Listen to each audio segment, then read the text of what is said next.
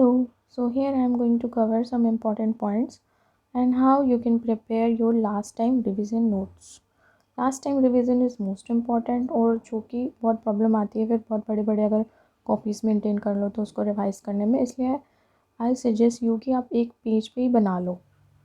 So first of all electron transport chain में most important जो आपको पढ़ना है वो है इनहिबिटर्स एंड इसके कॉम्प्लेक्सेस के नेम. सो कॉम्प्लेक्सेस में हमारे पास है 5 कॉम्प्लेक्सेस, उनके नेम लिखने हैं, लर्न करने हैं एंड उनके जो इनहिबिटर्स हैं उसको. सो हमारे पास यहाँ पे थे फिनोबार्बिटोन और रेटिनॉन. इनमें दोनों में ऑन है तो ये कॉम्प्लेक्स 1 के लिए हो जाएंगे. सक्सिनेट के लिए मैलोनेट याद रखना. साइटोक्रोम रिडक्टेज के लिए एंटीमाइसिन. साइटोक्रोम ऑक्सीडेज के लिए हमारे पास होते हैं कार्बन मोनोऑक्साइड. और F1 पार्टिकल्स के लिए होते हैं ओलिगोमाइसिन. देन उसके बाद हमारे पास हो जाते हैं इनके कपलर्स के ऊपर भी क्वेश्चन आता है और इम्पॉर्टेंट होते हैं, तो आप इनके नाम भी याद कर सकते हो. एक छोटे से पेज को ये आप रखना लास्ट टाइम रिवीजन के लिए.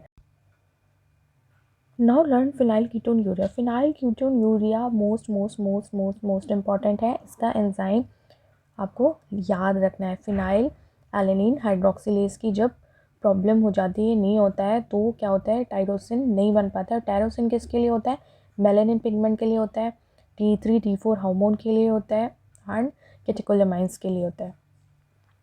अगर तो इनमें प्रॉब्लम हो जाएगी तो अगर मेलानिन पिगमेंट नहीं होगा तो क्या होगा, ब्लू आइज हो जाएंगी, ब्लॉन्ड हेयर हो जाएगा और बहुत फेयर स्किन हो जाएगी. सेकेंड इसमें आ जाता है एल्बिनिज्म भी बहुत इंपॉर्टेंट है. एल्बिनिज्म टायरोसिनेज एंजाइम की जो में प्रॉब्लम होती है तो एल्बिनिज्म हो जाता है. और ये कुछ क्लिनिकल केसेस मैंने बनाए हुए हैं सो दैट अगर कोई भी क्लिनिकल क्वेश्चन आ जाता है तो आप उसको इजीली टैकल कर पाओ. नेक्स्ट हमारे पास केस आता है अगर एलकेप्टोन यूरिया भी मोस्ट इम्पॉर्टेंट डिजीज़ है और इस पर क्वेश्चन बन सकते हैं, तो आपको इसको भी नहीं भूलनी है. यहाँ पे मैंने ये चार्ट छोटा सा प्रिपेयर किया हुआ है. इस तरह से आप लोग भी बना सकते हो और अपने लास्ट टाइम रिवीजन के लिए रख सकते हो. यहाँ पे ट्रिप्टोफैन, टायरोसिन और आर्जिनिन, इनको नहीं भूलना है, बहुत इंपॉर्टेंट अमाइनो एसिड्स होते हैं. Now let's learn amino acid classification पे भी क्वेश्चन आ सकता है, इम्पॉर्टेंट है. कभी कभी essential, non essential amino acids ये इस करके पूछ सकते हैं. तो एग्जाम्पल जो है आपको लर्न कर लेने हैं और एक जगह पे ही लिख लेना, जैसे कि लास्ट टाइम रिवीजन में कोई प्रॉब्लम ना हो. और अगर आप ये बार बार रिवाइज करते रहोगे तो आपको लास्ट तक तो लर्न ही हो जाएगा और भूलोगे भी नहीं. ये एक पेज पे ही ऐसे एग्जाम्पल्स हैं, लिख लेना. लाइक बेसिक अमाइनो एसिड्स कौन से हो गए हमारे पास, एरोमेटिक कौन से हो गए, टायरोसिन, ट्रिप्टोफैन, फिनाइलएलेनिन. इमिनो कौन सा होता है, तो प्रोलीन है, प्रोलीन भी इम्पॉर्टेंट है. उसके बाद आ जाते हैं एसेंशियल एंड नॉन एसेंशियल पे. एसेंशियल आप लर्न कर लेना, नॉन एसेंशियल आप अपने आप ही कर लोगे. उसके बाद हमारे पास जो इम्पॉर्टेंट चीज़ है वो हो जाती है यूरिया साइकिल के जो नेम्स हैं उनको कर लेना है. साइट कौन सी होती है, तो साइटोसिल और माइटोकॉन्ड्रिया में होती है. उसके बाद है एंजाइम्स पे भी क्वेश्चन बन जाते हैं, तो इन पे कॉम्पिटिटिव और नॉन कॉम्पिटिटिव जो इनिबिशन होता है उसमें KM-Vmax क्या है.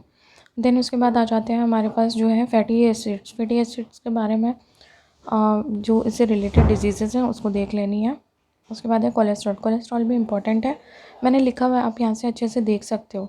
जो भी इंपॉर्टेंट पॉइंट्स हैं वो मैंने बना रखे हैं. उसके बाद है वाइटामिन्स ईजी है बट भूलेगा, वो भूलता है, कन्फ्यूज़न हो जाता है, वो छोड़ देते हैं ना हम लोग कि यार ये तो कॉमन है, बट कॉमन चीज़ें और बेसिक चीज़ें ही भूलती हैं, तो आपको लर्न करके रखना है.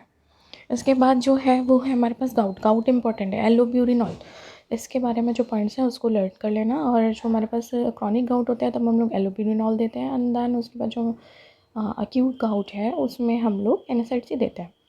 देन गैलेक्टोसीमिया के बारे में देख लेना. फ्रक्टोज इंटॉलरेंस के बारे में देखना है. ग्लूकोनियोजेनेसिस इंपॉर्टेंट है. इंपॉर्टेंट जो चीज़ें हैं वो मैंने यहाँ पे लिखी हुई है. उसके बाद जो हमारे पास आती है चीज़ लर्न करने की वो है ये डिजीज़ेस. लिपिड स्टोरेज डिजीज़ेस कौन कौन सी होती हैं, ग्लाइकोजन स्टोरेज डिजीज़ेस कौन कौन सी होती हैं, मैंने चार्ट से यहाँ पे बनाए हुए, आप भी बना लो. और लर्न कर लो। And rate limiting enzymes important है।